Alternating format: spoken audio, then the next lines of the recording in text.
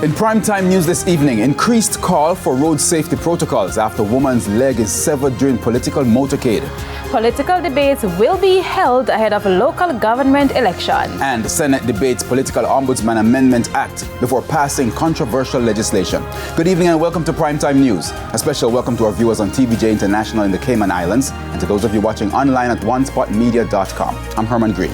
And I'm Kalisha Williams with a preview of what's to come in the financial week. Here's Javon Keys.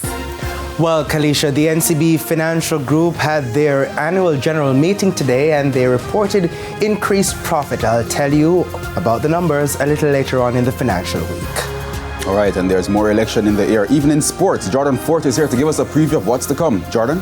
Well, that's exactly right, Herman. The Beach Soccer Jamaica had its request for a further injunction on the JFF Electoral Congress denied, but they still feel they have grounds to appeal.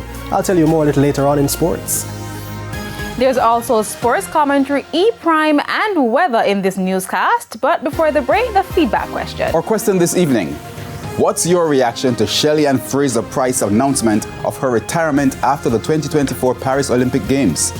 Now you can share comments online, facebook.com/televisionjamaica and post on X at TVJ News Center.